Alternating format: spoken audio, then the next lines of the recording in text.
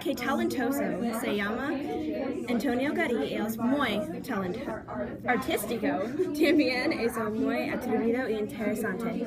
Él crea arquitectura muy bonita. Sus construcciones son divertido y extravagante. Es un tipo de realismo.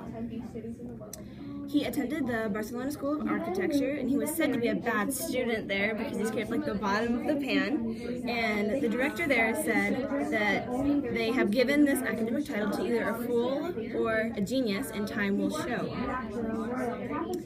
And his first assignment after graduating was to design lampposts, and he went to the Plaque Real and made lampadaires. And this is when he started to show like how he worked on it. So he started to do his reptilian metalwork, like that's a snake. And then he entered the World's Fair twice, in 1878 and 1888. And in 1878, he got a patron from the glove manufacturer Comella Asubi Well. And then in 1888, he had another outstanding showcase. One of his architectures is the Sagrada Familia, and on the interior you can see it has many organic shapes and it's very like natural elements. So like that has like flowers, and in most of his architecture he uses stained glass, and I think it's pretty. And the Via El Capriccio was said to be, it was originally a summer play pad for Marqués de Comilla's sister-in-law's brother, and it alternates sunflowers and green leaves. In that picture you can see it more. And then Part Guel is one that's like, sometimes he like cuts them into pieces and it looks like a mosaic. So he kind of like pieces them together. And there's his famous salamander.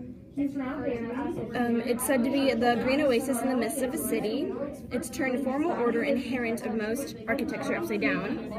It changed the architecture and building technology, and it was made in the late 19th and early 20th centuries. Casa Batlló and Casa Mia are said to be metaphors for the maritime and mountainous regions of Catalonia. So like Casa Batlló uses greens and blues to imitate the ocean, and the Casa Mia is made to look like mountains. And then friend or foe.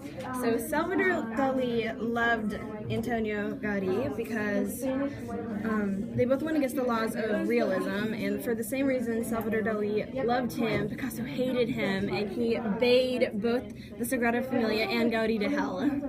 So, yeah.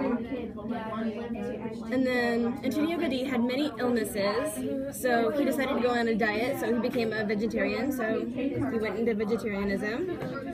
But because of this, it actually led to more illnesses, and he would just eat lettuce leaves sprinkled with olive oil with some nuts. Because it wasn't for animal rights, it was just health instigated.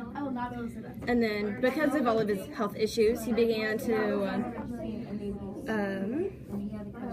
neglect his wardrobe, and he became ignored because he started to look like a beggar.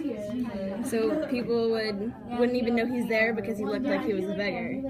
And this became even worse because he died from a tram or a trolley car in Barcelona, and it was a few weeks shy of his 74th birthday, but it took them a while to recognize that it was him, because like one of the popes from a cathedral had to find out that it was him because they didn't recognize him. That's it.